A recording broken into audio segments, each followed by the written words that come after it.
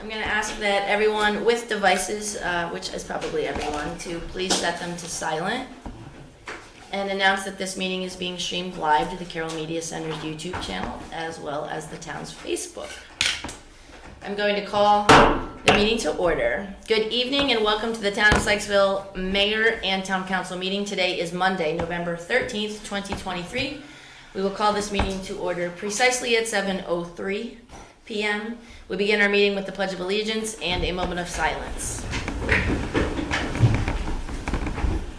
I pledge allegiance to the flag of the United States of America and to the republic for which it stands, one nation, under God, indivisible, with liberty and justice for all. A moment of silence, please.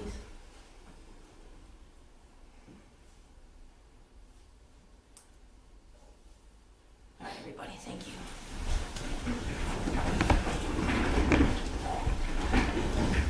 All right, our first item on the agenda, as usual, is public comments. Joe, is there anyone signed up? No one has signed up. Okay, then thank you. I will skip that little section and move on to our consent agenda, which is this evening inclusive of the minutes from September, that's not right, from, I don't have that date right. October 23rd. Thank you, dear. From October 23rd, 2023, as well as the appointment of Daniel Gilbert to the Sykesville Parks and Recreation Commission for a 3-year term ending November 26. Presuming all those at the table here this evening have reviewed the minutes, and knowing that I have reviewed Daniel Gilbert's resume and letter of intent and find him a suitable nominee for the position of Spark Commissioner, are there any requests for corrections to the minutes or need for discussion on the second item on the agenda? Mayor, I will say this real quick, Yes. just a clarification, and I'm sorry I didn't catch this. Sure. I think all Spark members, all of their terms end in July, I want to say. So it does say that. Oh, I see. So instead of November 26, it would be July 2026. Okay, thank you. With that correction, is there a motion? Motion to approve the consent agenda with correction noted. Awesome. Thank you so much. The motion is made by Councilman Grassley, Second. seconded by Councilmember Guroff. Woof. Whoever. So sorry. It's been a day. So that's the motion and second. All in favor of passing the consent agenda, please say aye and raise your hand. Aye. That's all of us. That's a unanimous consent agenda approval. Next item is an item of new business, and the only item of new business, which is our presentation from our auditor, Eva Webb. Eva, welcome to the podium. Thank you. Thank you so much. Very excited about this podium. I hate when they make me present standing up. I don't know what that's about. So I'm going to talk about the June 30, 2023 audit, which is up here on your screens. Joe says I have, I'm sorry? They do have copies. And you all have copies, even though there was almost no paper here. You do have, It's okay. you do have the budget for a little bit more paper. Correct. That's one. All right. So happy to end paper clips. Did you hear that? Yes, Councilmember Grassley. I did hear that. $10 worth of paper. So I always like to pause on the audit report itself and just remind everybody. So they've moved some of the sections around, so I'm going to start here at the bottom. Management is responsible for these financial statements, and all we do as auditors is express an opinion on those financial statements. So you'll see in the second paragraph, in our opinion, the financial statements referred to above present fairly in all material respects.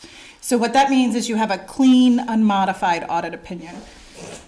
I know, so just a little, it's very exciting.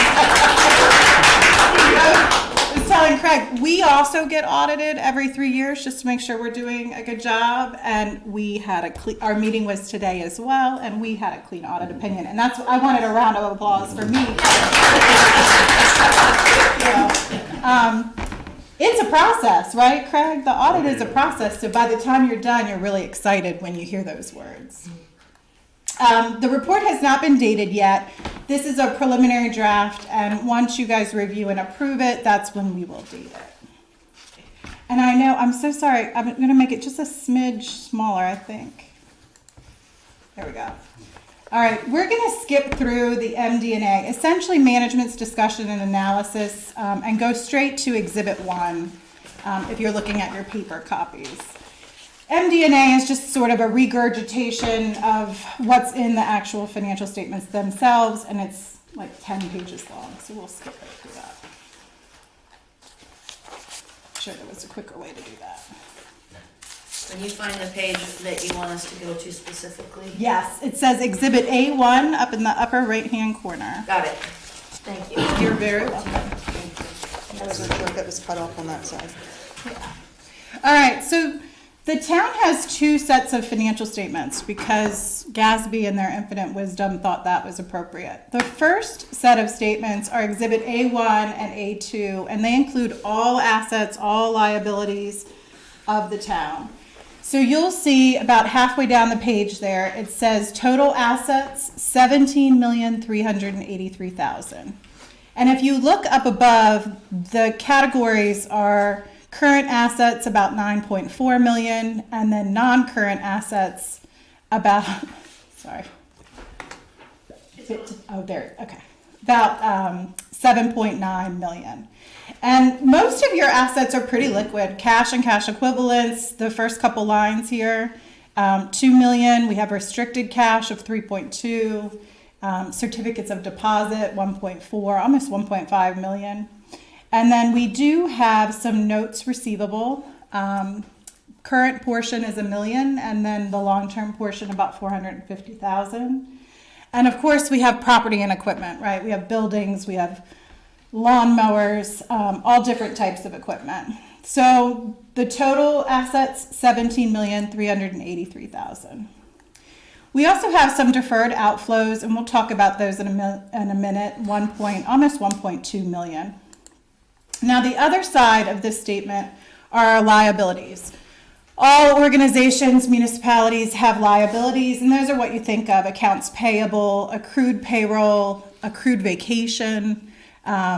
We also have, for this town, our net pension liability, which is about $956,000 at the end of last year. And then our total liabilities here, $1.3 million. We also have a deferred inflows. We'll talk about this in a minute as well, but this is largely comprised of our unspent ARPA funds and some pension changes.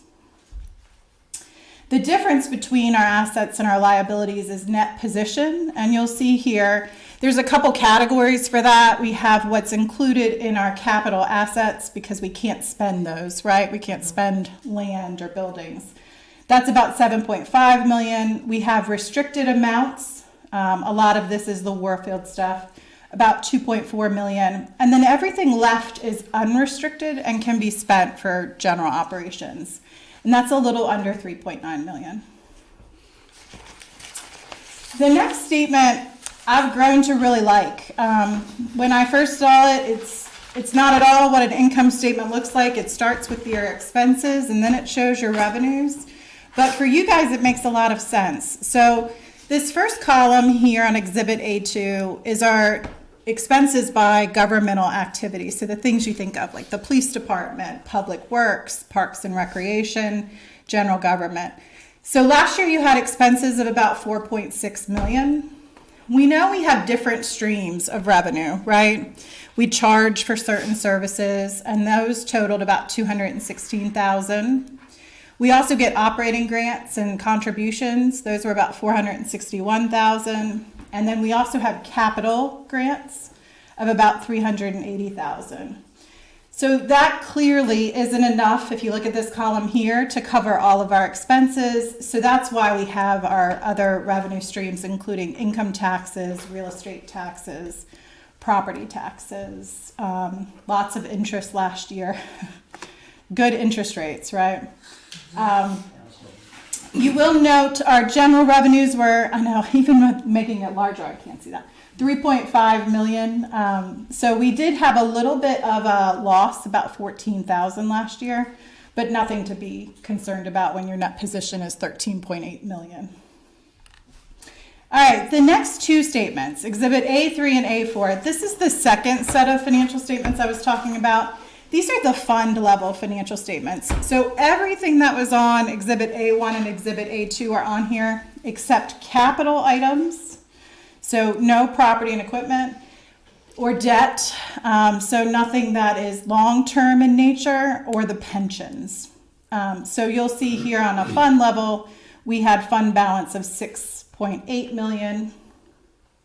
And then here are those items that are different from the statement of net position. And so that's how we get to the 13.8 million. The largest thing for you guys is your property and equipment. Same thing on Exhibit A4. Very similar numbers. It just, A5 is the reconciliation between the two statements there. And you'll see, again, the largest difference is how you treat capital assets versus depreciation. The next several pages are the notes to the financial statements. Just a couple, 27 pages long. I'm not going to go through all of them, but the one, let me see, there were a couple I did want to point out. Let me find my paper. If you want to turn to page 9, note 3A. Let's see if I can find it. So page 9, note 3A.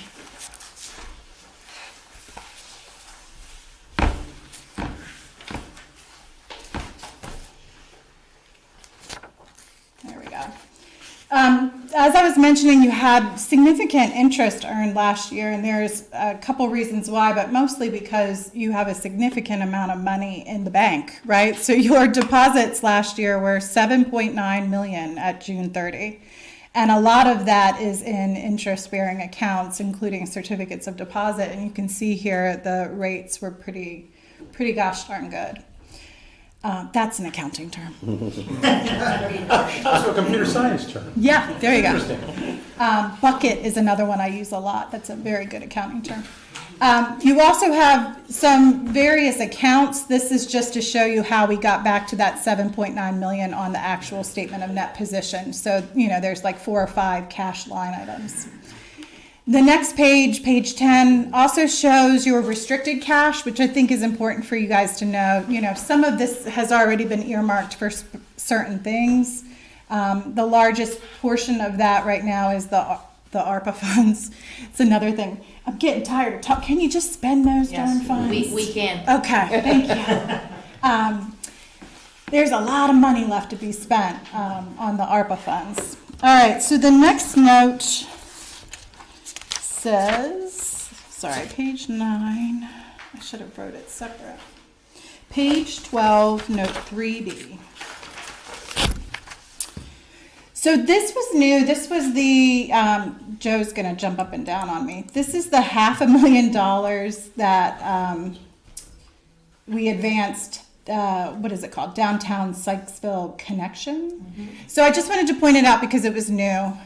So it's $500,000 and it's being paid over 10 years via the $50,000 annual contribution. So no cash will take place, but it does have to be reported as if it were going to be paid. Joe's head is not going to pop off his head. Spotty. All right. Why does it say 1.4? Is that how much we've paid him over a period of time? No, I'm sorry. It also includes the other debt that's on the page before. I mean, the receivables. So there is $500,000 is downtown Sykesville Connection. And then there's still, Good. Yeah, okay. The Warfield money, and there's a little tiny piece from, what's that, 4,700? So that's the ADA loan. Yes, that should probably already be paid off. Yeah. That'll go away next week. Yeah. The next one is on page 25. It's been there so long, I won't know what to do without it. Well, I'm sorry, what page? 25. Thank you. Yep.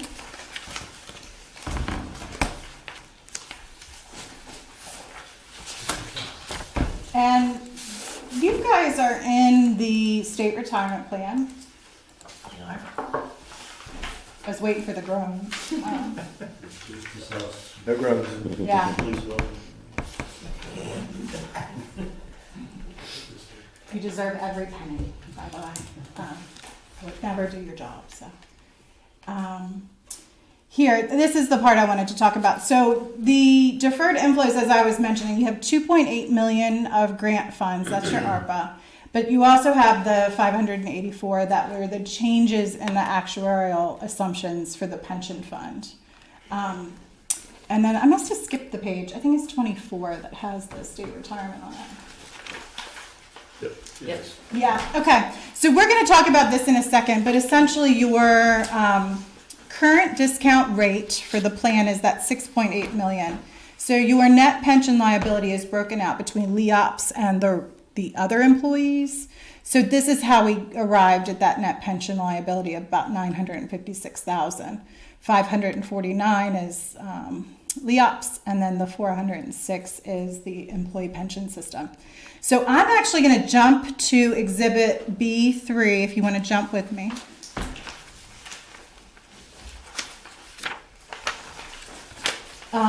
Let's see if I can make it. It's like right off the screen, Carrie. Can you zoom? It's the last two pages. You see how it's like right off the... Thank you, ma'am. So I just wanted to point out a couple things, and Craig said it was okay. The total net pension liability is $956,000. Your covered payroll for the year was $1.4 million. And if you go to Exhibit B4,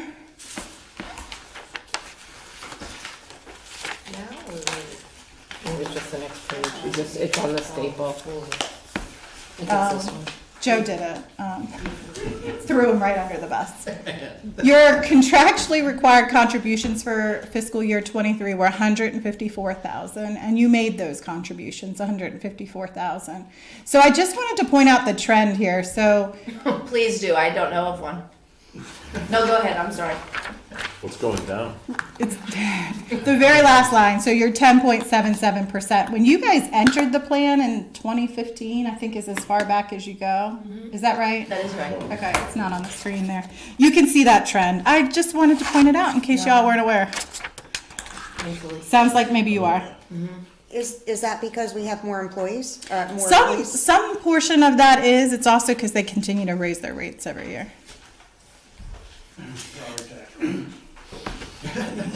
So town's proportionate share of net pension liability of 956,000 on Exhibit B3 is not an amount of money that we would owe, Correct. that we've already paid in. You've already paid. You guys are fully funded. Yeah. Okay. Yep.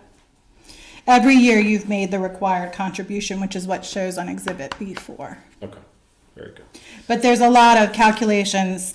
The 956,000 net pension liabilities, like what you would owe if everybody got paid today. So 10.77%. There were some big jumps. The LEOPS had a huge jump from year to year. The other one was a minor. I think it was like 7 to 7.04. But Well worth the expense. Attaboy, Joe. Attaboy. Gotta be done. I don't want to stand in front of a bullet, so I'm okay. Yeah, We obviously all agree. That's why it's on this audit. I got 3% coming to me because I sit behind a desk. I'm all right with that. Copy. I stay neutral. Did I stay neutral, please? Yeah. Gotta pay for quality, so That's right. thanks for letting us know, but Yes. Yeah. Your state retirement is audited annually, so a lot of these numbers come off of the state retirement plan audit itself. I know, that's a terrible job. Does anybody have any questions? It was a pretty good year for you guys. Yeah. My only recommendation is start spending those ARPA dollars because the time is ticking. You have to give them back. Oh, there. Don't worry about that. Okay. And the only other thing is if you spend more than $750, you got to pay me some more money next year because you need to have a different audit. We'll be there. Okay. No questions? Good. Thank you. Thank Nice you. job. I have Yes. way more than 10 minutes. That's No, I think it's perfect. Thank you for making this interesting.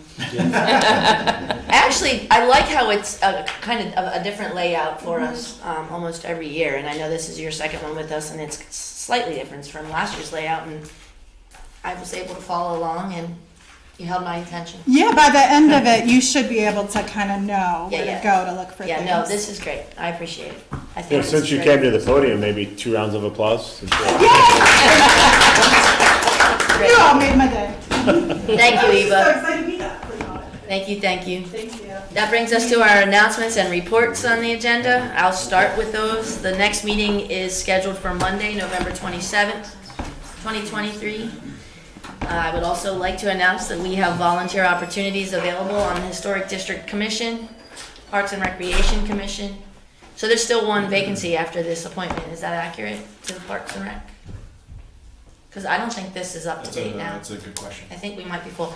Board of Zoning Appeals and Police Auxiliary. Please email town@sykesville.net for more information about volunteering with Sykesville. We might have one coming up in Parks and Rec. Oh, because of a to-be? No, because of Could the, be. Okay. could be. Okay. Yeah, So maybe. if somebody's interested, by all means. Please do. Send your letter of intent to the mayor. We'll start with staff updates and ask Joe to kick that off for us.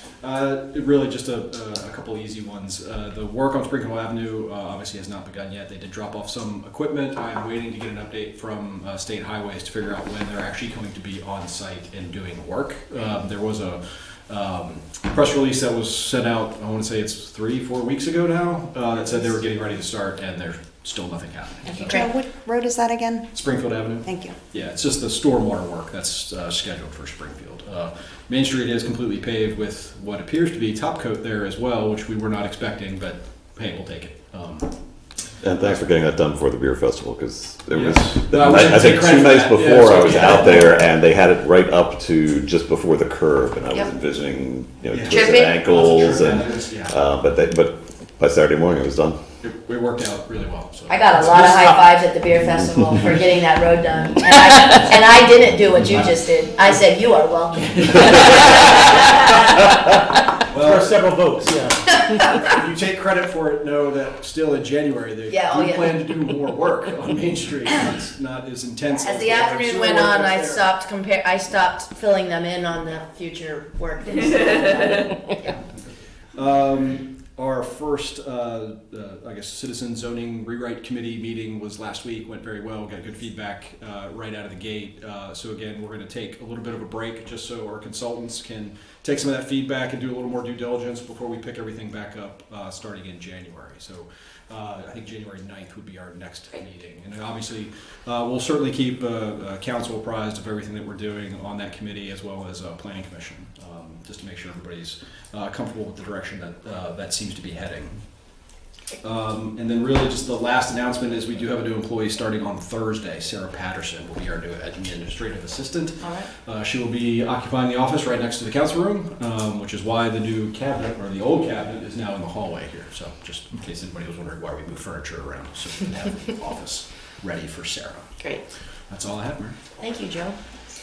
That brings us to the treasurer's report, like any of us want to hear I about. was gonna say, I know you're really thrilled for more numbers. Yes, let's go for it So then. I'll try to be more brief than usual. We have a mouse up here now, this is cool.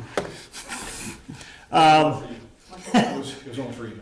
At this time, I'd like to present the October Treasury's Report. By the way, good evening, everybody. Good evening, Craig. Nice and easy here.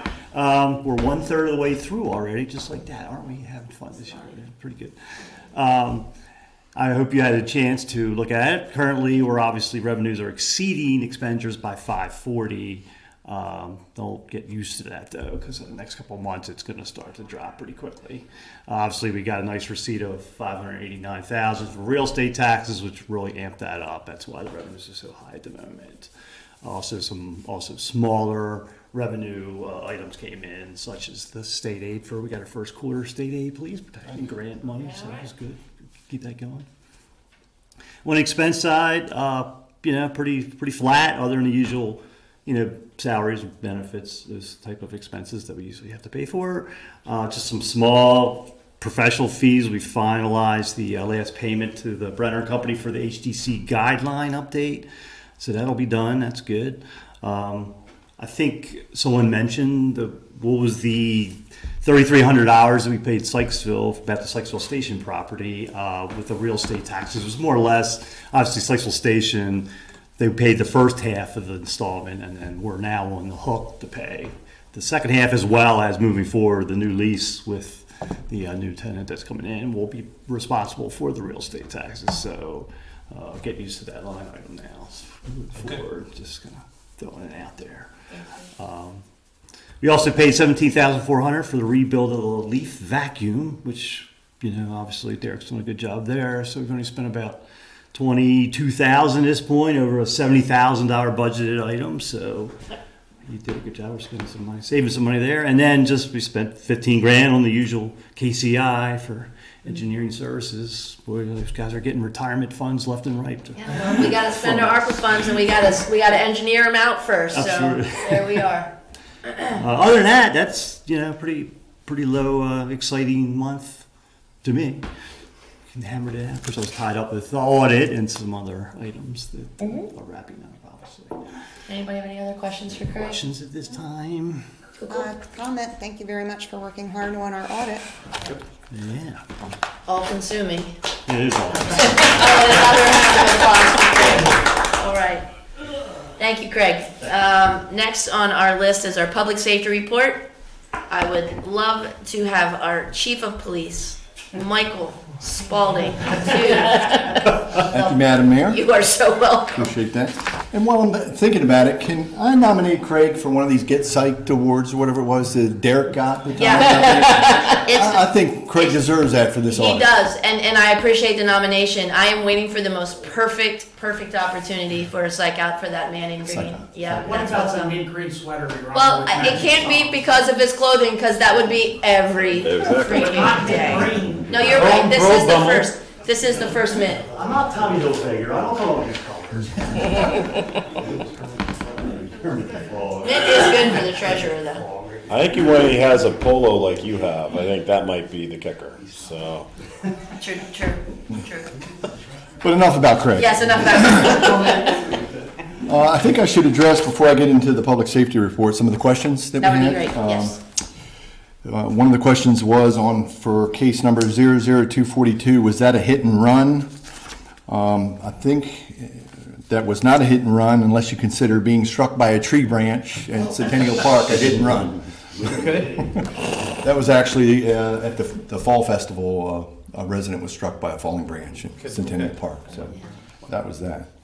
The question about 243 was it involved MDOP, destruction of property at the bathroom. And the question was, were there any suspects? No.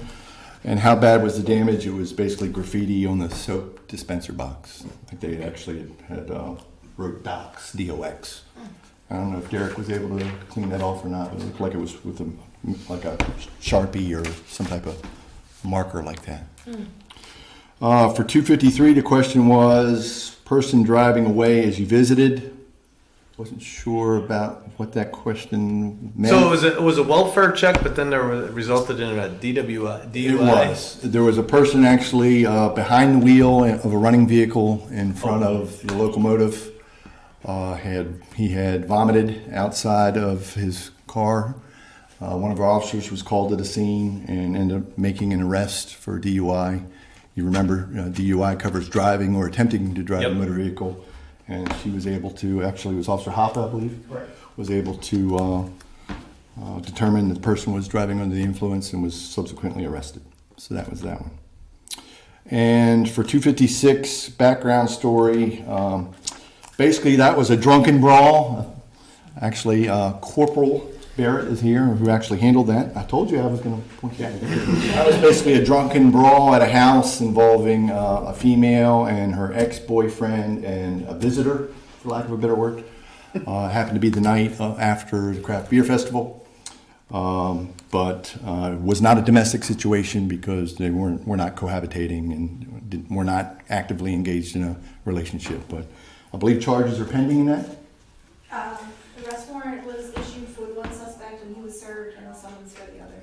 Okay. So yes, charges are pending. Okay. Does that answer that question? Thank you so much. Yes. Well, I did find charges, yes. So, all right, with that. Oh, no, do your thing. Michael, it's not time for questions yet. I'm sorry. Okay. I was out of order. Go ahead. All right, so the PSR covers October 16th through November 6th. Pretty busy month for us overall, 523 total events, 22 incident reports, which are in your packet. Some of the highlights, assist other agency was kind of down, only 9.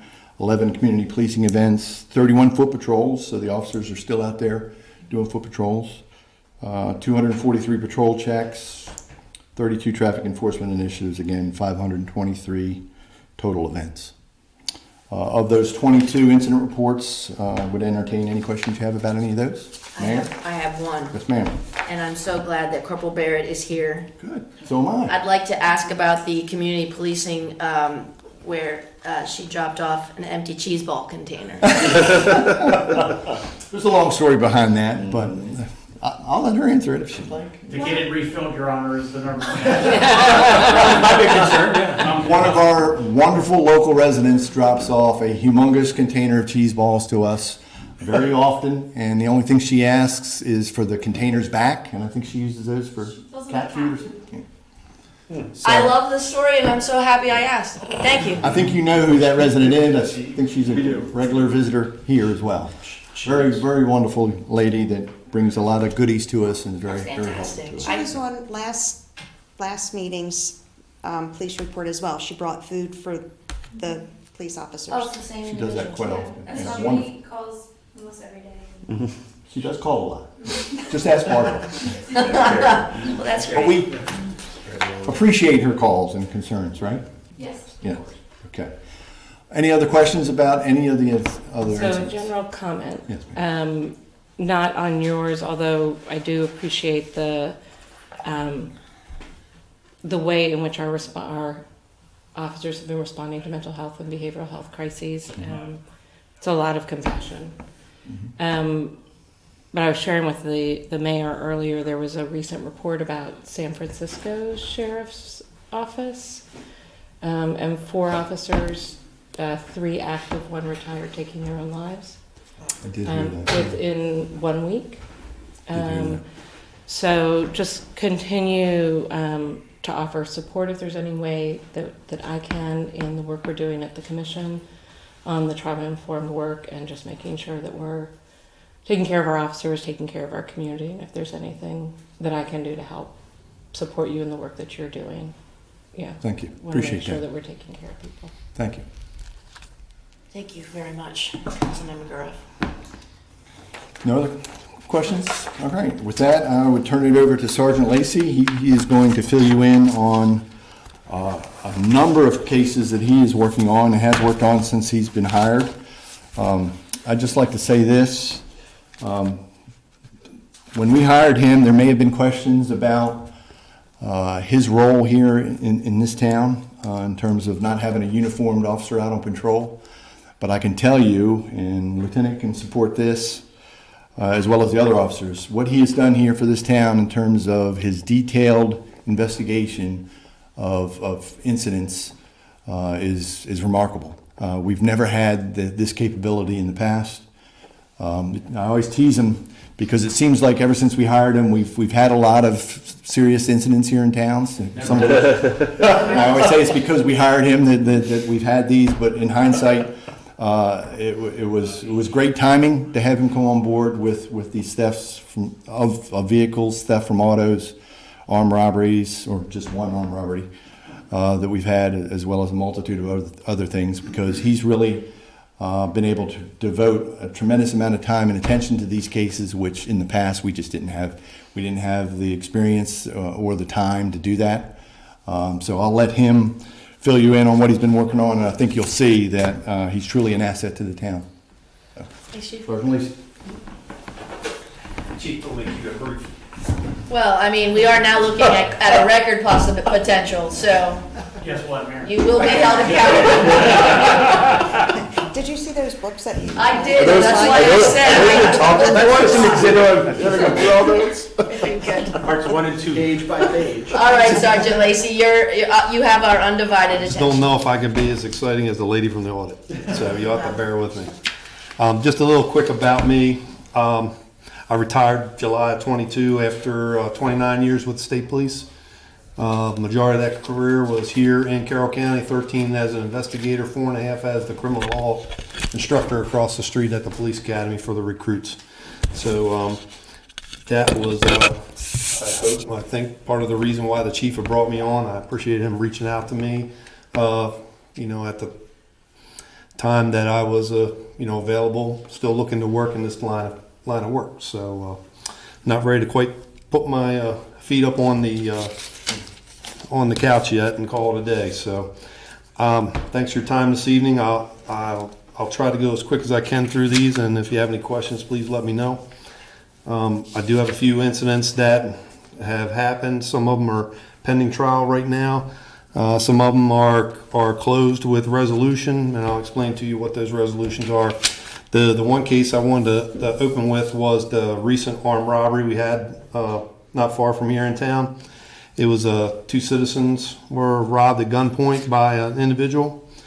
During the case, we were able to locate a phone number for one of the two suspects, and with that phone number, I was able to come up with that person's name. When we developed more information about the person, I was able to look at a lot of security video up in the apartment complex area to kind of weave all that together, as well as local business and another local business down on this end of town. And once we were able to figure that person out, I was able to apply for charges with the assistance of my alma mater, the State Police Criminal Enforcement Division. We surveilled those folks for 4 or 5 days in the Owings Mills area. At that point, we approached and made an arrest. Interviewed that person, and during the course of the interview, additional information was gained from him as to who the other suspect might be. All we had was a street name and a general area in Baltimore City where this person might frequent. So with that information, I went towards the Baltimore City Police Department and talked to their regional detectives and gave them the street name, asked them if they'd had any similar cases that had happened. A couple days later, they notified me that they had a similar incident with a person by the same, or pretty close to being the street name of the individual we were looking for. They provided me all his information. I was able to develop a photo lineup, show it to the other individual who is being held without bail still since mid-July. And that person was able to identify the other person of interest. We learned that he was under arrest in the city, was still being held. So a check of his property revealed a cell phone. We were able to write search warrants, seize the phone, and then analyze the data in the phone, which confirmed that he was the other suspect. He was identified by the co-conspirator, and that looking through the content of the phone, his name and everything was identified. They actually had a picture of the firearm in his hand that was used during the course of the robbery, which was identified by the co-conspirator as well as one of the victims independently. A unique firearm. Yes. Yeah. So That pink we applied for charges for that individual. He's a career criminal from Baltimore, and had no other reason to come out here to the town other than to commit the felonious act that he committed. So all that's pending trial right now. He went. That case went before the grand jury 2 weeks ago, and he was formally indicted by the state's attorney's office on several felony counts of robbery, conspiracy to commit robbery, use of a handgun to violent crime, and all the other associated charges that go along with that. So that's pending right now. So there's 2 victims in the case, an individual and the individual's teenage son. So they were injured during the incident. They weren't shot, but they were assaulted in the progress of the event. We don't get many violent crimes in this town, and I'm thankful for one that he was able to solve this one. And with that said, violent criminals behind bars. And with that said, when I assembled the report and presented it to the state's attorney's office, this is that report. So this is my copy. The state's attorney's office got the equivalent copy. It's broken down A to Z tab from, answers pretty much every question that they want to know about the case. And then some. Is it a matter of procedure to go back to the people that were assaulted? Are they part of the process? I just don't know the process that well. They're victims in the case. They're going to be required to testify at the trial. Okay. That, hey, I am the victim. Here's what happened to me. It's everything that is described in the report is what happened.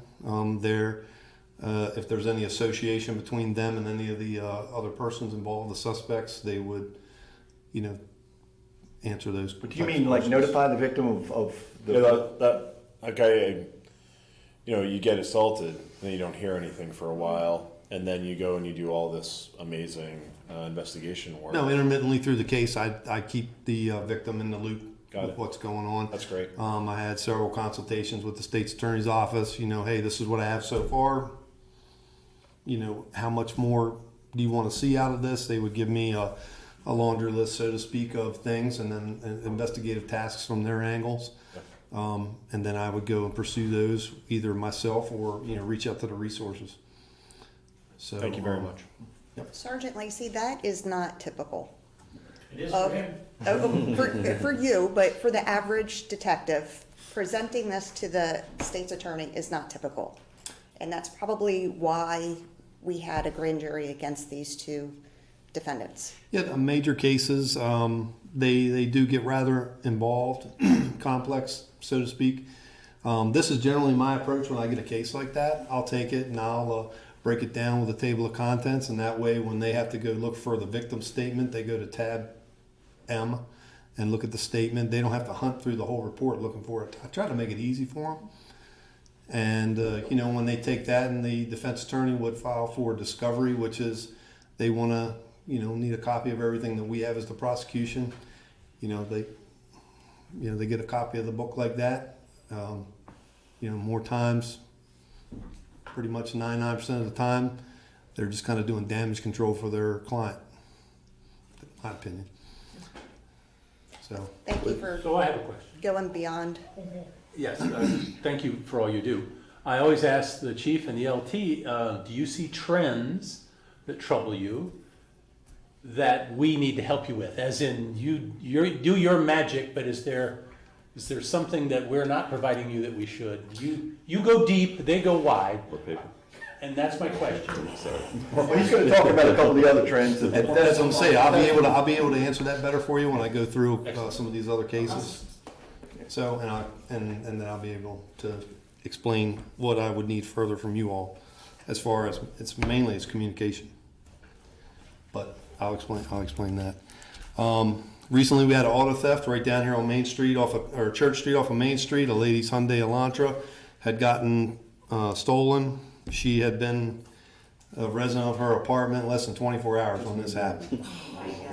So, the suspects were from Baltimore City. When I searched through the security camera at the church, as well as looking at the security cams that cover Main Street and everything like that, as well as the one up at Cooper Park, I was able to stitch a time frame of when these folks came to town. They drove a stolen vehicle up here that they had stolen from Glen Burnie in Anne Arundel County. From the moment I first captured them on video coming on Springfield Avenue down to Main, they pull in, break into the lady's car, damage it, the steering column, turn it on, leave town was 7 minutes. The car they drove to town that was stolen from Glen Burnie, they dumped it out here on 32, was recovered by Howard County the next day. Howard County also tried to fingerprint it. Unfortunately, none of the prints came back or identifiable. But during the case, I had been in contact with Anne Arundel County, Howard County, Baltimore City. Our intel unit, unit's able to do a license plate reader check, which is you provide them a tag or a partial tag. They would run it through a database and would tell you if that car showed up in a particular area. From the moment that they stole the lady's car down here, 28 minutes later, it was hitting an LPR reader at Fulton and Fayette in the middle of Baltimore City. Then it hit 2 more license plate readers in the next 6 to 8 hours, and then after that it disappeared. The car didn't get recovered for another 10 days down in South Baltimore. I had MSP's crime lab go down to the city yard and process it, but unfortunately, because it had been out in the weather for 10 days, it was a pretty rainy week that week. Subjects were wearing gloves. Ultimately, unfortunately, that case was unsolved. Last step was when they towed the lady's vehicle up here, I went out to actually put my eyes on it myself just to look at the contents of the car, what was left, what was the victims, what wasn't, to see if there was anything else we could do with it. Unfortunately, wasn't able to come up with anything there. On a case like that, sounds like they either know the person or they cased the car before. Anything that we could be doing just as citizens that are watching this To me, about folks that are casing vehicles or whatever in town? That does happen from time to time, where it's like they come up and they case a neighborhood. But in this case, it looked like this was just they were driving through areas, just looking to see if they can find something. Because they actually drove by Church Street, came down to the corner right here, U-turned, went back up, turned up Church Street, because that lady's car was only parked about 5 spots off Main Street, so it was easily seen. Okay. And then they went back up, they turned around, pulled up, backed up about 3 spots away, got out, smashed the window, attacked the steering column. And like I said, from the point they show up to the point they leave, it's only 7 minutes. So What made that car more? Is it a type of car they're looking for, or like why would they? well, right stop now, it? there's a rash of auto thefts dealing with Kias and Elantras. So the story goes, somebody got on TikTok and showed people how to defeat the security systems or how to get the car started.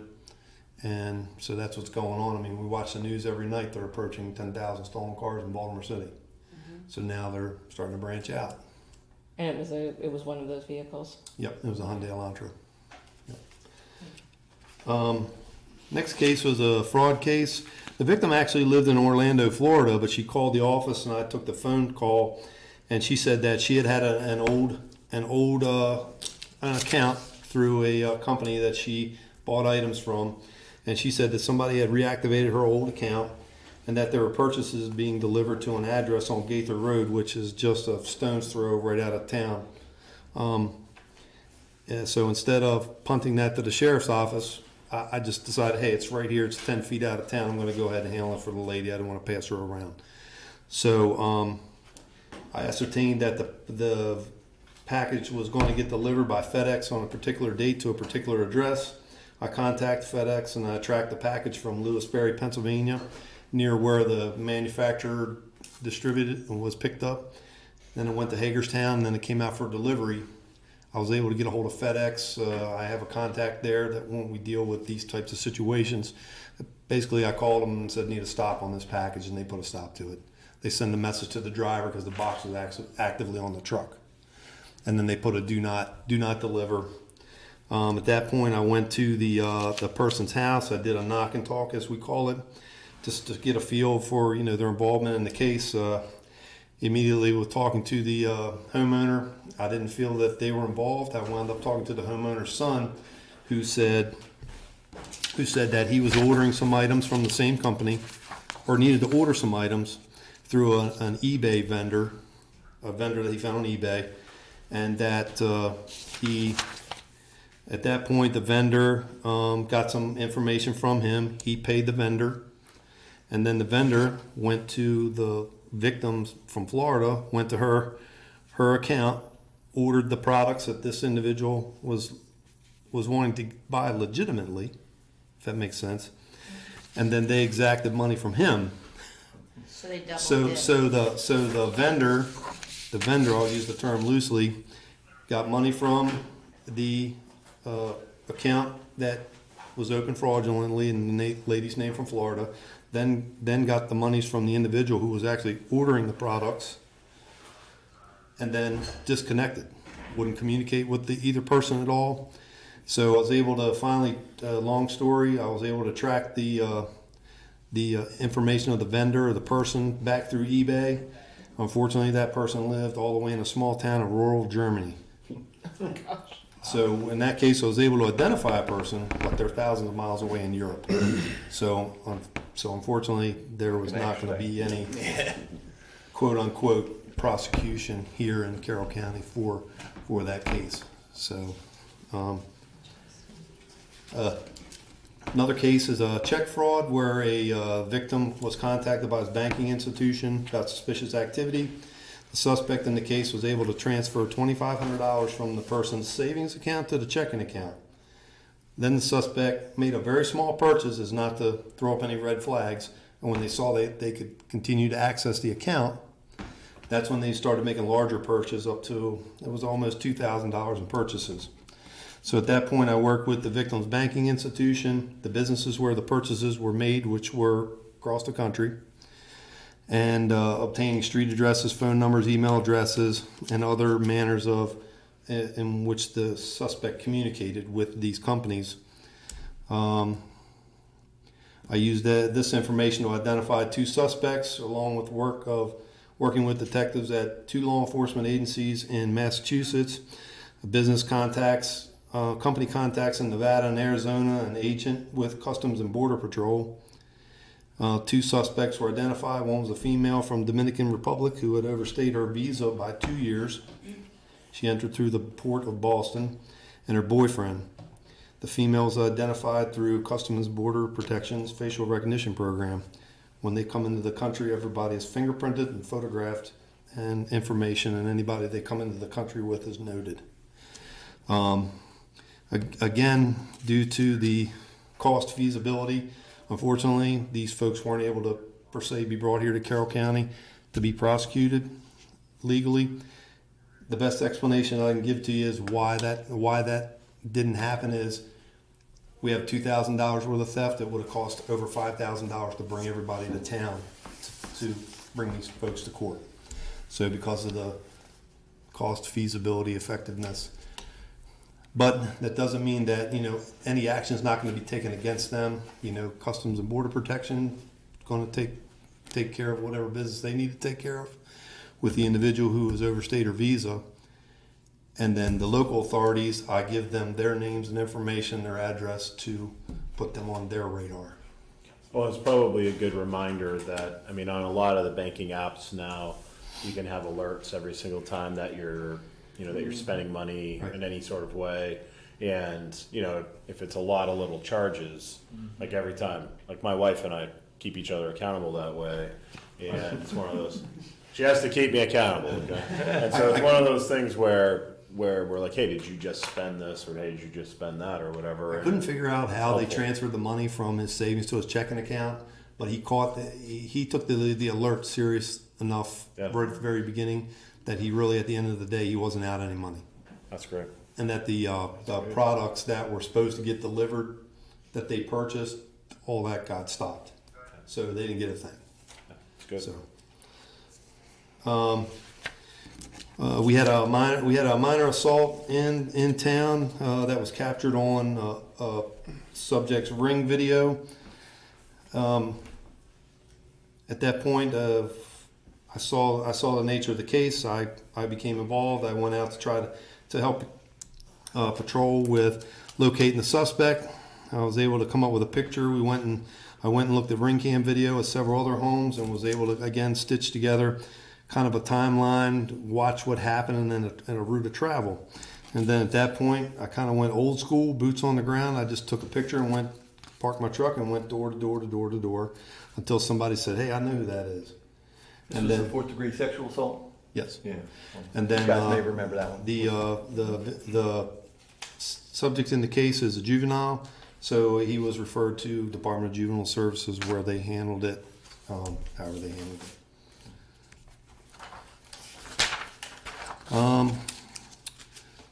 But why don't you skip to 8?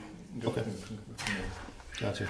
I know. Sorry, I'm No, just in the interest of time now. 14 minutes into my 15 minutes. From 8 and 9 below are all good stuff. Anyway, I had another similar bank fraud. Again, the suspects, they were located Hamburg, Germany. Can't do anything about that. A rental fraud where I actually texted back and forth with the scammer for 3 or 4 days. And at the end of the day, I narrowed down. He was pretty good at what he was doing. I narrowed him down to he's living somewhere in Minneapolis, Minnesota. So, recent theft from auto cases, there's been 3 or 4 spikes of those through the summer into the fall now. In these cases, I've worked with a myriad of investigators from the Sheriff's Office, Westminster PD, MSP, their CED, their Computer Crimes Unit, Anne Arundel, Howard County, PG, Montgomery County, Metropolitan Police in DC, Baltimore County, Baltimore City, and the Vehicle Theft Prevention Council. Just working on all these cases because they all have different spins to them. I'm also part of a regional investigator network which encompasses investigators of every kind and experience, to include many members of the loss prevention networks of the big box retailers. All the ones that we don't have though, Walmart, Ulta, CVS, Walgreens, Giant, Wegmans, Martin's, Home Depot, Lowe's, to name a few. We are pretty much the only town in the whole county that doesn't have one of those. Unfortunately, those stores are getting beaten up on a daily basis by folks coming in shoplifting.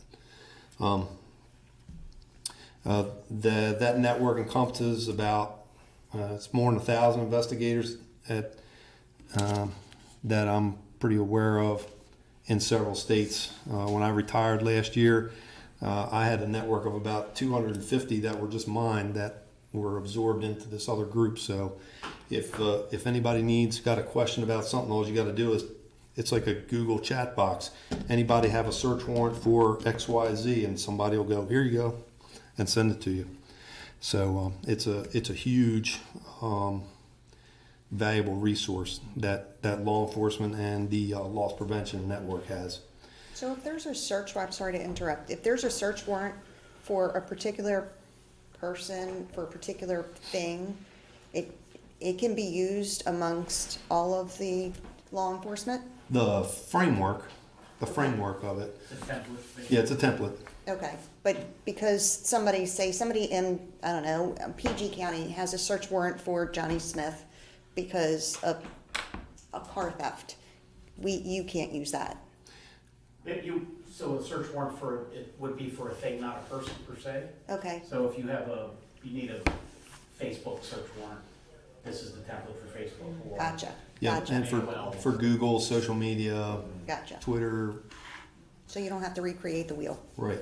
Like if you've never done a search warrant to obtain somebody's blood in regards to an investigation, you say, hey, does anybody have a search warrant example for a blood draw?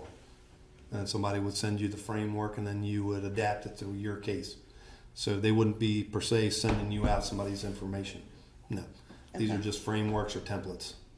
So because some of those, they have particular verbiage that these different entities need to have, that the judge needs to have, that the court needs to have, the state's attorney needs to have. So to justify why you're doing what you're doing. They're not just random things.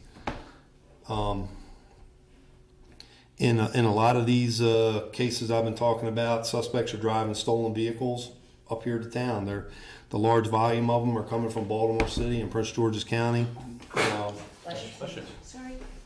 In two of the theft from auto cases that I had, suspects were identified, but there just wasn't sufficient enough evidence to kind of push me over the hill in order for me to be able to complete the statement of charges. And that's after consultation with the state's attorney's office, going, hey, is this enough? How much more? And you just, you do all you can, but you have to make sure that you have sufficient probable cause. You can't. They're never going to give you charges because you think they did it. You got to have, more than that. A lot of these suspects, they're career criminals, and not having solid evidence to go at them, is going to be fruitless when it comes to an interview. So they're just going to shut down very quickly, in my experience. Current cases we have some theft from autos up in the apartments where they're stealing the airbags. We do have potential suspects in that case. I'm working with Montgomery County and Baltimore County's Regional Auto Theft Task Force. We had a stolen vehicle pursuit a few months ago. 2 suspects have been identified. I'm working with a detective from Bladensburg down in Prince George's County. He's the one that actually has the car that was stolen that we pursued. So through my legwork, I was able to throw a couple suspects his way. I'm just waiting for him to call me to see when he's going to do those interviews. Then I'm going to be a part of that. A recent Ford Explorer that was stolen up in the apartments again. Several items of evidence were recovered inside the vehicle. Right now I'm waiting for, I had the car examined by the State Police Crime Lab techs. I'm waiting for the results of the evidence. I got a message earlier today where they have come up with some things of evidentiary value, so I'm going to find out what that is on Wednesday. That vehicle is part of a larger theft ring. So That could be a big deal, finding out that. yeah. Yeah. And again, all suspects are groups of juveniles from Baltimore City. Theft from auto, where the victim's property recently. He lived over on Norris Avenue. When his vehicle was rummaged through, they took an item from his. He had an Apple AirTag in it. A lot of people are putting those in their luggage. So they know when they get to Denver that their luggage is in San Francisco or wherever else it is. I worked with MSP's Criminal Enforcement Division in Arundel County and Baltimore City. We were able to track the AirTag to a tow yard down in Anne Arundel County. When investigators went there, they recovered the items from a vehicle that had been stolen in Prince George's County, used in an armed robbery and a carjacking in Glen Burnie. And then they bailed from that, stole the other guy's car. Then this car got towed. The guy's property was in the back of it. So that case is ongoing right now. Again, evidence was seized by a crime lab. I had the car towed, and we had it processed and evidence collected, so that's ongoing. It was $2,000 worth of billiards equipment that Sergeant Lacey was able to return to our victim, and was very happy to get it back. So. Yeah. I'm going to back up the one thing, the airbag case. So we had the 3 vehicles that were hit up in the apartments. When I called the Hyundai dealer just to see generally how much it would cost to repair or replace, about $4,000 on average. Those guys were, it's 4 males. They were in the apartments for a whole entire 8 minutes and did that. 3 cars. 3 cars, $12,000. Which airbag? The driver's side airbags from the steering wheel. On the vehicles. No, I mean, the driver's. The driver's airbag. Yeah. Smashed the window, they climbed in, cut the airbag out, never set off any car alarms. Yep. Back out, and in 2 of the cars, they attacked simultaneously. They were in and out of the cars in less than 20 seconds. Wow. They were in the apartments for a total of 8 minutes. Got a partial tag on that car, that's still ongoing. Last couple things, and I'll... I have a quick question, Sergeant Lacey. Yes, ma'am. I remember signing a check for the tow on one of those vehicles you just described. Is the recovered vehicle tow something that the owner of the vehicle that you're recovering would be billed for the tow for payment on that? No, we elected to do that for evidentiary purposes. He had approached me about that, so we agreed to eat that just to get the vehicle where we could process it. Understood. For evidence. Unfortunately, the police department absorbs those because we needed to have the vehicle processed to continue the investigation. So you had it towed for that purpose, not to return it to the Right. to the owner. Correct. Yep. Does the owner get the car back eventually? The insurance probably they would have to pay for the storage. one of the stolen cars, the insurance company had written off the car, so it went to the insurance company. The other one went back to the owner, and they elected to try to get it fixed. Got it. Yep. Okay, thanks. So they're all undrivable when they're done with them? They're in rough shape. They're in rough shape? Yeah, they're not treated kindly. Purposely just that way. wreck them up and leave them. Yeah. Yep. Just drive to commit crime, to dump them, to go to the next one. Steal another car. Repeat process. Thank you. Yep. Last couple things. With the chief's approval, I was able to establish an NCIC terminal, National Crime Information Center terminal, which is a database we use to run motor vehicle checks and criminal history checks. I was able to get one of those here at our station because otherwise when the officers would need to run criminal histories and everything, they'd have to call state police on the radio or on the phone and have their dispatchers do it. Those folks are pretty busy there. Plus, in order to reset a password every 45 to 90 days, you have to physically go to a hardline terminal in order to reset your password. Otherwise, it logs you off, then eventually it suspends you, and then there's a process to get back in. All our officers had to go to Westminster to have Yep. this done every 45 days. Yep.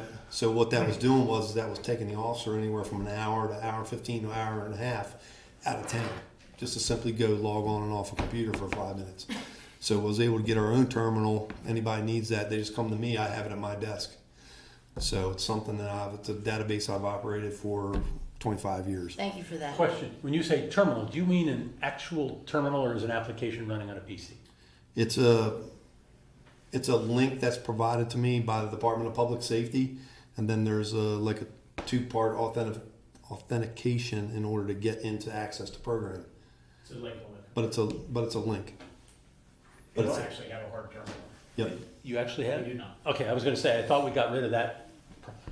The kind of thing I did when I was skinny and had hair. I thought we got rid of all those. Okay, good. Sorry, You're running on modern equipment. apologize is what if I'm I getting. wasn't using the correct terminology. That's fine. No, I use it too. Yeah, you're running on modern equipment is all I want to do. We have our own accessibility. Perfect. Plus it also helps the officers that when they need something run right away, they can come in, sit down, hey, here's what I got, here's who I'm trying to find or identify, and we can sit down and I can do that. So, I have 25 years of experience using the database. I can almost find anybody.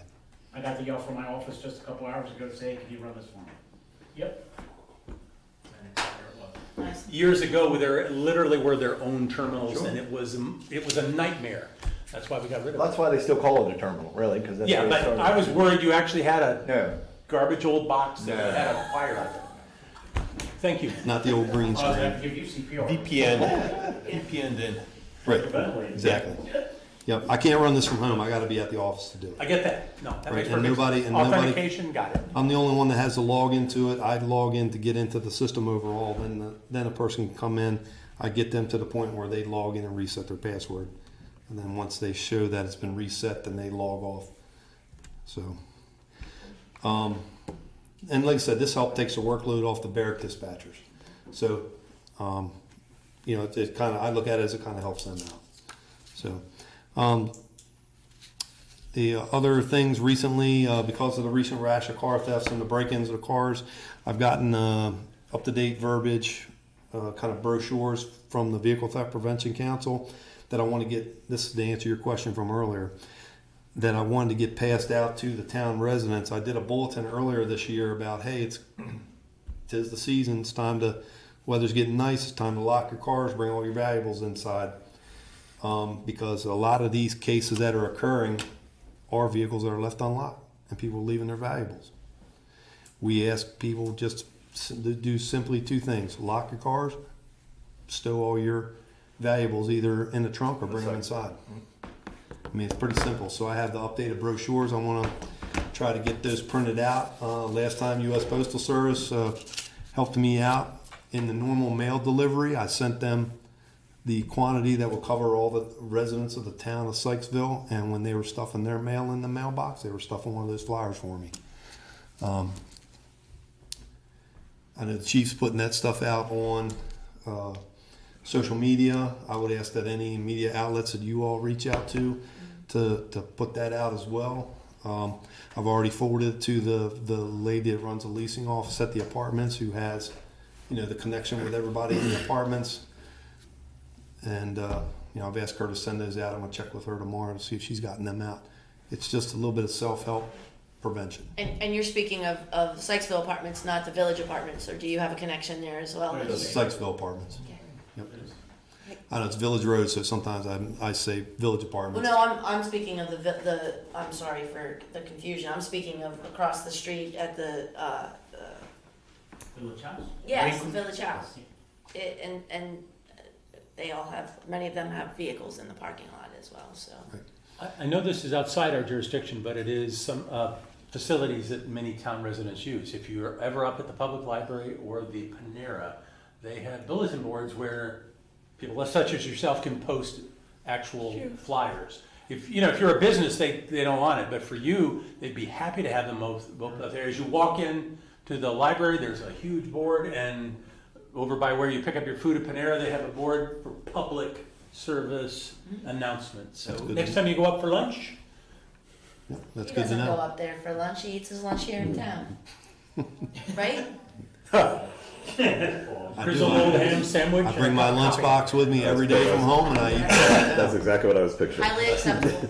And tell them about the clubs, Do please, you think tell that them we about can the put clubs. a PSA in our newsletter that's gonna go out? I'm assuming it's gonna go out in December. Chief provides usually information. Okay. Put that in Then our I've been able newsletter. to, I was able to reach out to Hyundai, and they're in the process of forwarding me 120 of the steering wheel car clubs. Oh, wow. Steering wheel clubs, anti-theft clubs. So when I have those, I'll let Chief know and make those available. Anybody wants one, they can just come down to the station. Slows them down. Slows them quite a bit. down. Yeah. Sometimes that's all you need is just to slow them down a Yeah. little bit. So. and then- 1992 up in Sykesville all of a sudden with these clubs on their steering wheels. There was a news brief, last week that Baltimore City was doing the see same that. thing. They had Doing the same thing. drive up, you just come up, get one and Nice. go on your way. Nice. So when I contacted the Vehicle Theft Prevention Council, I said, hey, look, I'm looking for other ways to get the message out. And they're like, oh, well, here's the most current brochures. And why don't you reach out to Hyundai? They're doing the free club giveaway to law enforcement. Awesome. So I went on the link, and 30 minutes later, the guy's writing me back, how many do you need? We recommend 120. I said, I'll take them. He goes, we'll have them to you in 2 weeks. Okay, So great. 2 weeks is coming up in the next couple of days or so. Thank you. It's fantastic. Here's what I learned at the NSA. No lock is unbreakable, but if it makes you, if it takes you 5 hours to get into my house and a minute to get into his, Right, where are you gonna get? where are you gonna go? And then the last, excuse me, last thing I'll say is, again, thanks for the opportunity to speak to you all tonight. Sorry, Chief, I ran over a little bit. I'm trying to talk as fast as possible.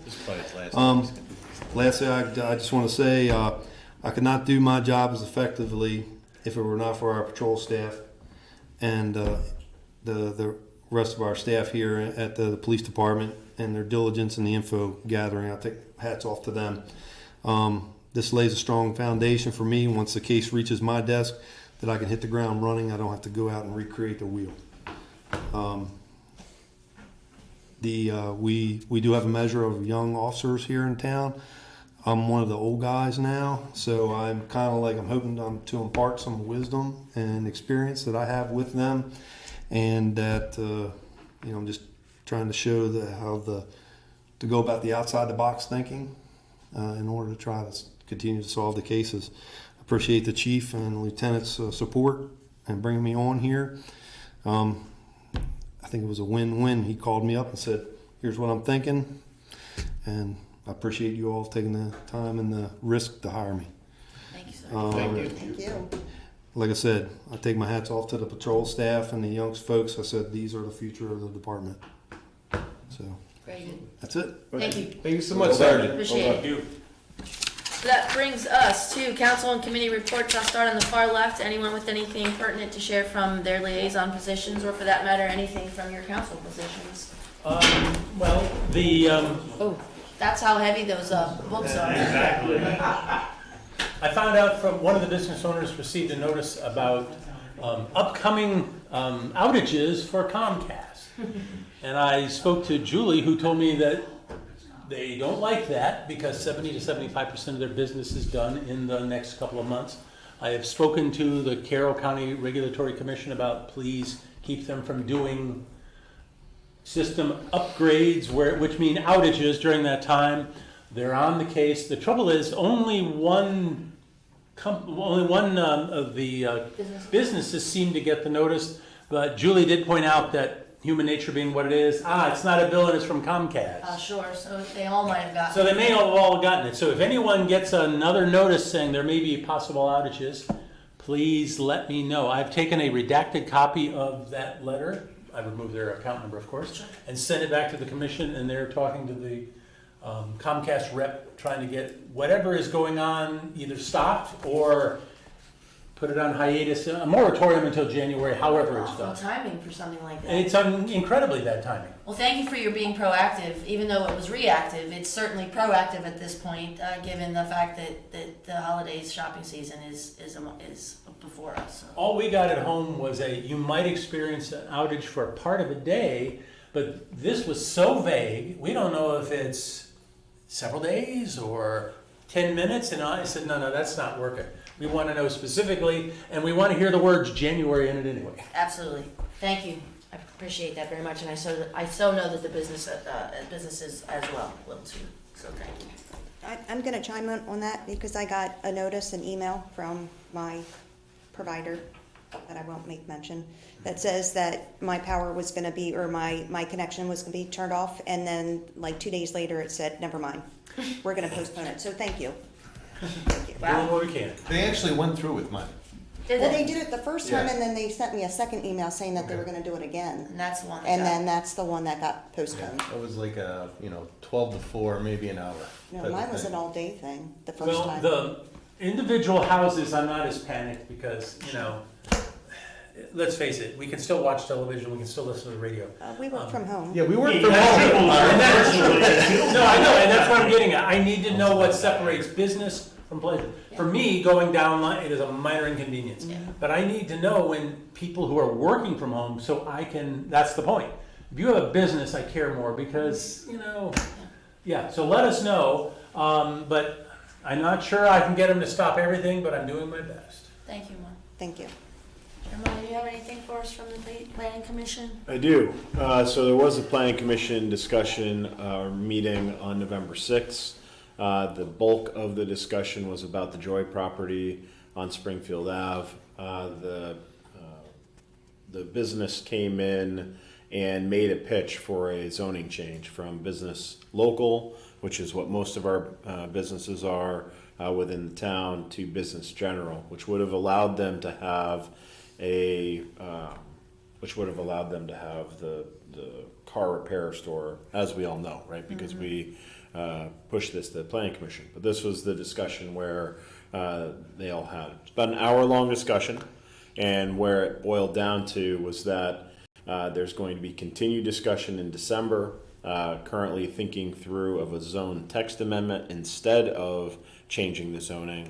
If we change the zoning, and Joe, correct me if I get any of this wrong, this would be the only property in our town that'd be zoned at business general, and for the size and for the use of the building, not 100% certain that makes a lot of sense. For that particular property was sort of where the planning commission was leaning in the discussion. That said, I'm not sure how it's all going to play out quite yet. The discussion is still open, and more discussions will happen in December. So I wasn't there, and I'll tell you why I wasn't there in a minute, but I did watch the watch back, and so I'm kind of reporting out on what happened. Mark was in attendance in the audience, and Joe was there. Anything else that either one of you would add or change? Yep, you got it. No, that was good. Okay. Again, with, I think they started off with three possible ways to get around that, and right wasn't there three options they started with? Staff typically presents all the different possible scenarios that the planning commission could ultimately recommend to council. One is obviously the zoning change that was proposed, a text amendment, which is just a slight alternative to the zoning change given the size of the property, and then whether or not it was going to be denied just outright. So again, we try to lay all of those different options and the pros and cons to them to the planning commission, and then allow them to kind of talk through each one, which is what they're doing and they're going to continue to do in December. Go ahead. So we had talked at the last one about giving notice to them to cease operations until this decision was made. Was that done? It was. So Now ask if it's actually happening. Yeah, that's the real question. So I can answer that. Go ahead and ask. So what happens if they don't comply with that request? You start the process of basically a zoning violation action against the operator. And what would it take to do? Like what are the? We're in the process of doing that. Yeah. Because they have not ceased their activity. Yeah. No. I would say that they've increased their activity and their brazenness. Well, yeah, I mean it's obviously Yes. operating, but they've removed the truck from the front Yes. of the property, so the visual piece Yes. has been. It wasn't clear what the process was. Yes. In the last discussion, we also asked town staff to put together a long list of different things to include as part of the planning commission's thought process. Those were addressed in the discussion. I would highly recommend that if you haven't listened to the planning commission discussion, that you take a look at it, especially if you have some concerns in relation to what you're just talking about. Because, again, it wasn't there, but it seemed as though that the discussion, there's the business has been in the community since 1917. It's a long time.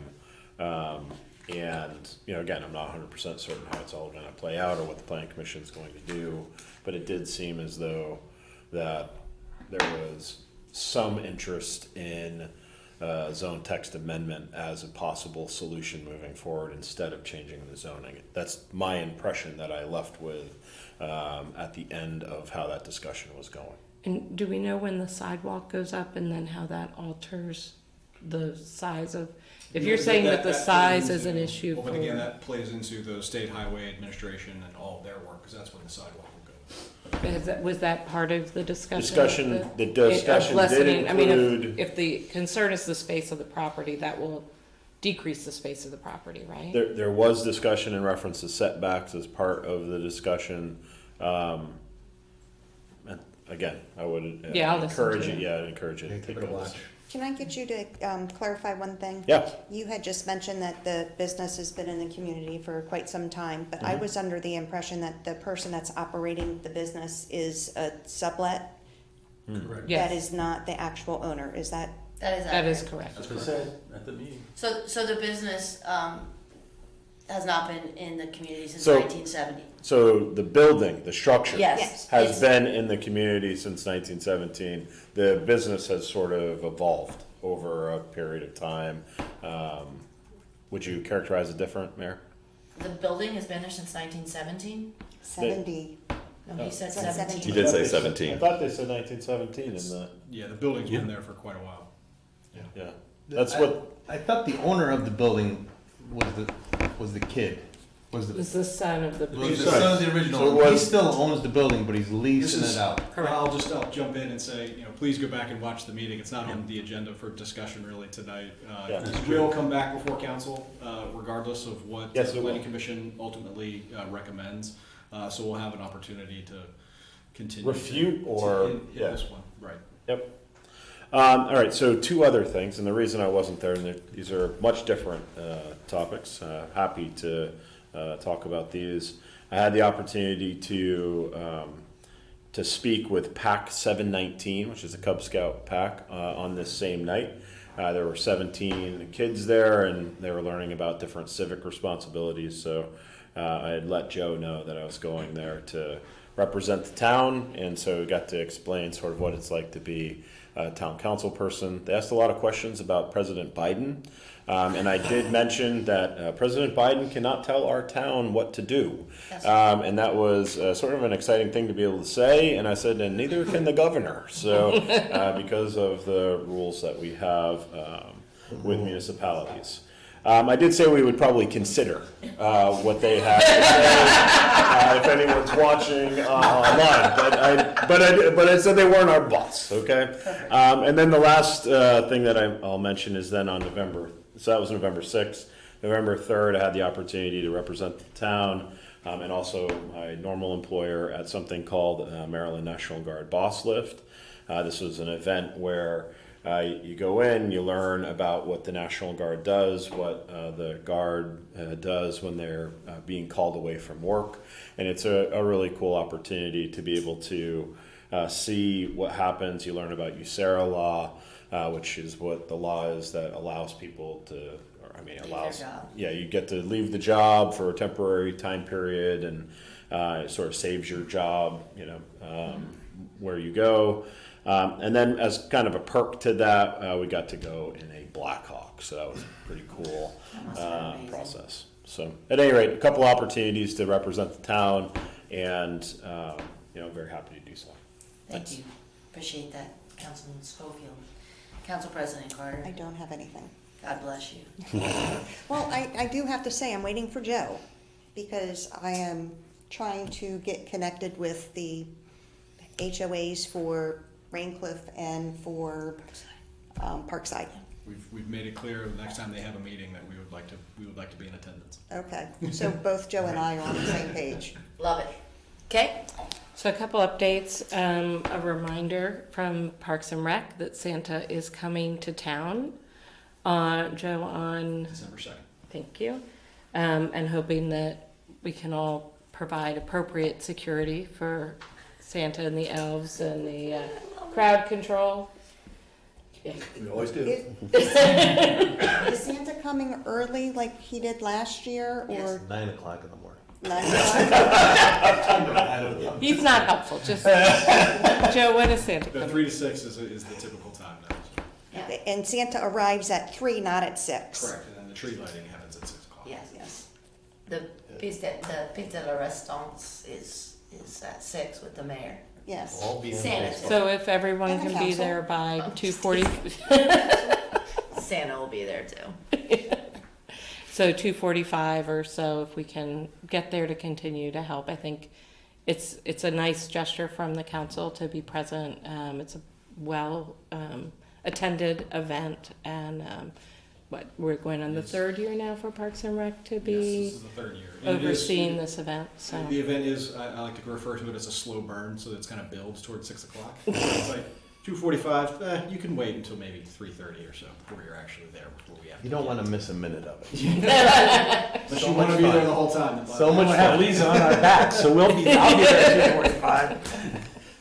the kids start arriving. Yes, they So do. will the kids or Santa have to go up the stairs that we've been talked about a couple of times? That's still an ongoing issue. So we have started the process. Actually, we've been in the process of attempting to repair those stairs. However, it's been brought to our attention through the what's called Building Enforcement Division of Carroll County that any repair to those stairs would have to be ADA compliant, even though the train itself is not ADA compliant. Makes perfect sense, though. So we're looking at several different options to potentially how to continue to get people into that train and out. Okay. We do have an alternative setup that may have to avoid the train if necessary, but that's to be determined. So Joe, I thought if they showed a video of the trains down on the ground level, that the stairs did not have to be ADA compliant. Because this went through when I was a member with my son. I think they talked about that a little bit. We've been having those conversations. Okay. All right. So so that's what's going on with Parks and Rec, and we are now, for now, fully commissioned. But there might be changes, so definitely more names is appreciated. And I don't know if people know Dan, who we just put on the commission. Dan Gilbert. He is the owner of Mad Labs Performance, so and has served on or worked at previous Parks and Recs departments. So hoping kind of on the fitness side, he can bring a lot to the town with some professional expertise. So excited to have him joining us. And then Leadership Maryland, just wanted to thank the town again and all of you for the support, for the mayor hosting part of our group a couple weeks ago. And so that is finished. We just had our final class. We have our graduation in early December. Good deal. So, Congrats. yeah. Did you pass? There was no test. All right. Just want to make sure. I did fully participate. Perfect attendance. Congratulations. And one of the things that we actually discussed in our last Leadership Maryland class, and something I mentioned kind of to the chief, not only do we have, unfortunately, an increase in suicides of our first responders, lately across the country, we actually have an increase in suicides, and as we've been talking about mental health issues. So a reminder for everyone that 988 is available. If those who are not familiar with 988, it is a new suicide prevention crisis line. If you're having a difficult time and need to talk to anyone across the country, is a national line like 911. Right. So just kind of, Joe, if we can start looking at as a town, and I know the police have handouts and things that you guys are sharing. But in general, I think it's going past that. So the need to really make sure that we're addressing that as we come into the holiday seasons, much more difficult for a lot of people. So if you see someone struggling, just go up and talk to them. Another plug for mental health first aid, if you're not sure of how to approach someone, that's a program that can help with kind of how do I approach someone who looks like they're having a hard time, or a friend, a colleague, someone on the street that I'm passing by. Really important that we're reaching out to each other. So just want to make sure that we're doing all that we can do. 988. 988. Yep. 988, and I believe when you call that number, it will connect you to somebody locally in your area, so that you can. It's an interesting design. Close. Only if your phone number matches where you are. So with our 911 right now, if I call, it goes to the closest cell tower. Right. Right? And it connects to the closest police force, or dispatch or whatever. If I call 988, it actually maps to the closest responder to my cell phone number. Wow. So if you're, which over the years we're hoping gets adjusted, but right now, if I have a Sykesville number and I'm in California visiting someone and I call from California, I'll be routed to someone here in Carroll County, or the respondent for Carroll County. Interesting. What? I think that's for continued care though, isn't it? Like, No, I think it's probably because it's a new Okay. system. Ultimately, we do want it to respond to the location of the individual, and it's better than not having anything. And I think it's the first step, because the systems across the country are not connected to each other yet. So there's not there's not like the money and the infrastructure.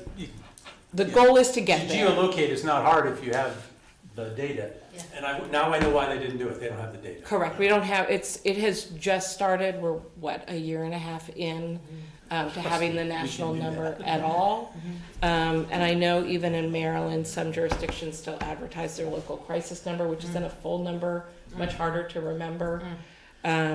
So we definitely want to push towards usage of 988. And not just if you're suicidal, if you're having a hard time and you need to talk to someone or whatever. So we are getting closer to that. But given this just a year and a half in, it still has some glitches to work out. But you will get someone, which is what's important now. Thank you, Councilmember Graham. Can I pipe in here and say, as a guy who took the first aid class, who knows nothing about that subject, it was well worth my time, and I am so glad I took your suggestion and did it. That's not my bailiwick, but now I understand a lot more, probably a millionth of what you know, but that's the point. I now have understanding that previously I did not. Excellent. Yeah. I'm gonna make time for it myself. Yeah. How about you, Councilmember Grass? Historic District Commission has one application. Our meeting was scheduled for Wednesday before Thanksgiving. We moved it to November 29th at 7 p.m. Wednesday. How are the guidelines coming along? Are they done? They're still in review. Okay. Still in review. Councilmember Keenan, you're Yes, up. ma'am. Thank you, Mayor. A couple things from the DSC. Just touching on the trick or treat on Main Street went very well, thanks to the generous sponsorship of Hammond Law LLC and the DSC Board of Directors. It enabled the downtown businesses to hand out 200 pounds of candy to the trick or treaters. We also had a successful craft beer festival, which sold out and provided attendees with a memorable experience, including the very good band that we had this time that had an American Sign Language interpreter, which was very cool on the band stage. And I do have a picture here that was given to me of Mayor Link screaming into the microphone saying one more song after the 4 p.m. cutoff. So that's And then I also said loud enough for the PA system to carry down at the other end of the street where our chief was, that I was his boss and that and that I was going to get in trouble. And then, but no, I won't, because I'm his boss. Because I know that the place had to be shut down. We need to talk to you about that, Mayor. We didn't play one more song. So thank you for that. Yep. Yeah. Is that it there? No, I got a couple more. Okay, We're shifting gears away from the traditional coolest mile on Main Street and preparing for what's called the Snallygaster Family Fling at Freedom Park on November 19th at 10 a.m. It promises a 2-mile fun run, 3-legged race, crafts, egg race. It's great for families and kids and anyone who wants to join in. Post-race, registrants will be treated to a map highlighting downtown deals. Participants will be gifted a Scally Neck Gator, I have no idea what that is, and opt to purchase whimsical wings for the occasion. We're not doing the coolest mile on November 18th? I don't believe so. It's shifted. I had that on my calendar. Okay, it may be. It just says shifting gears from that, so I don't know if they're doing I don't one think on so, the no. 18th and one on the 19th. This is in place of it. I think it is, because it's more of a family event that they're transitioning to. And I can tell you what the Scaly Gator is. You know how the Gators were real popular during the pandemic, that everybody would pull up over the front? Well, that's what this is. It's a runner's gear, but this one is scaly, like a Snallygaster. Gotcha. Yes. Yes. Thank you for that clarification. And you can pay extra for wings, and I'm not kidding. Yeah. Yep. Yeah, so Yep. that's what's up. Yep. We do have Decked. we also have the Happy-thon fundraiser in full swing, inviting the community support to achieve our ambitious 2023 target of hoping for donations of $13,500, which allows us to provide clothing and toys for some of our families in the area, along with grocery assistance. To contribute, you can visit downtownsykesville.com and navigate to the Happy-thon event page. Finally, in a proactive push to invigorate downtown foot traffic and support Main Street businesses now that the road work is done, you've probably noticed the Christmas lights and Christmas tree are up a little early this year. So, It wasn't noticed. I love it. It looks great. It looks great, but it was pushed by the DSC to try to get it up early this year to help the Main Street businesses with shopping and bringing customers in. Is there more going up? Or is that all the decorations? That's it for DSC, then the town has their own. That's okay. I was like, it didn't seem as full as it usually was. It's not done yet. Now it makes sense. Thank you. Yep. Thanksgiving. I'm very, yeah. Yep. So I know it might be impossible, but I did get a request from 2 family members that were in my car when we were going by with the banner. Yes. Wouldn't that be amazing to have 2 more banners? Yes, it and so would. I'm just throwing it out. I don't know if it's possible You or find us 2 property not. owners Or, that'll let this happen and attach it to them, we might be able to make it work out. Which banners? The big lit up big banner. banner. Big one. Snowflake So and the beautiful. lights. Yeah, it just works perfectly there because of the height of the Right. buildings right there. It's a little difficult further down the street, but Yeah. who knows? We'll try. The DSC has submitted a proposal to the Keep Maryland Beautiful program to pilot a composting program in partnership with the town. We also have the Shop Small Passport program is ongoing, with shoppers encouraged to shop downtown for a chance to win a gift card. And in celebration of diversity and inclusivity, the DSC is planning an Indian cultural celebration on December 2nd, an initiative spearheaded by the Jedi Committee to enrich our community's cultural tapestry. Awesome. Is that India or American Indian? No, India. India. Yep. Okay. Yep. Their annual holiday season. And that is it. All right, let's motion for a 5-minute recess. Closed session. Well, actually, I have an update. Oh, I'm sorry, Mayor. That's okay. I mean, I'm running the meeting, but I don't mind it. Iron fist. Wow. I just wanted to give the Gatehouse Museum curator, Adrienne Smith, a psych out for her planning, researching, and coordinating what Commissioner retired Colonel Edward Rothstein called his best ever Veterans Day celebration that he's ever attended, which is inclusive of, he said, being at the National Cemetery, among other things. Wow.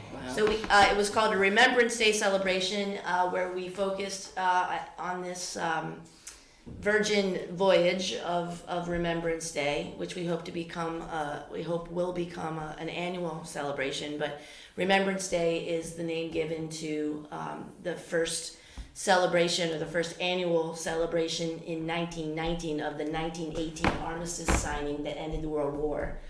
And so we focused on 119 World War I veterans from Sykesville proper.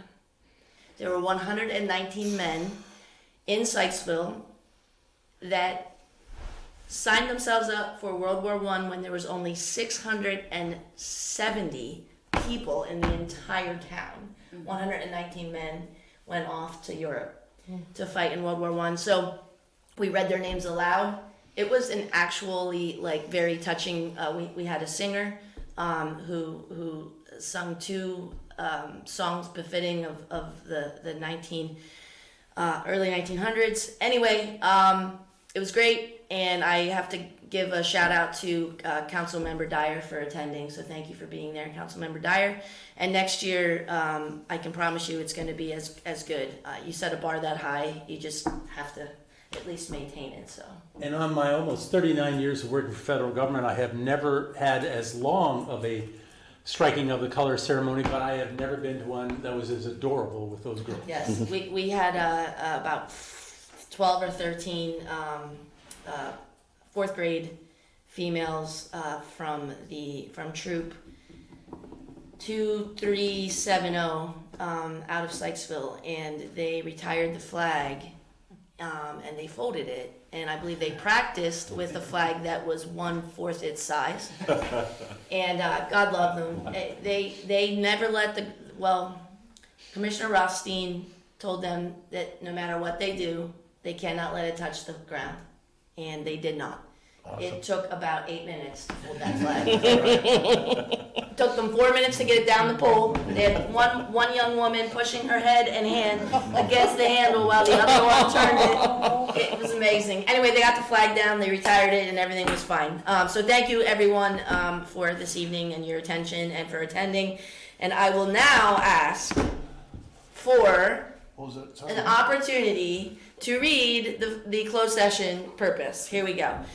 We will be having a closed session. The meeting is proposed to be closed pursuant to the general provision article of the Annotated Code of Maryland, section 3-305B, and in this case number 8, to consult with staff, consultants, or other individuals about pending or potential litigation, specifically this evening regarding the pending litigation with the Warfield lawsuits, plural. I will call for a 5-minute recess to allow the gallery to clear, and for the public's edification after recess, we will reconvene and go into executive closed session. Upon completion of our closed session discussion, we will move to vote to return to open session. And then once in open session again, if a motion is propounded regarding our closed session discussion, action will be taken then openly and recorded into the public open session minutes as required by the Open Meetings Act. We'll take a 5-minute recess. Thank you, everyone. No issues. Excellent. All right. It's amazing.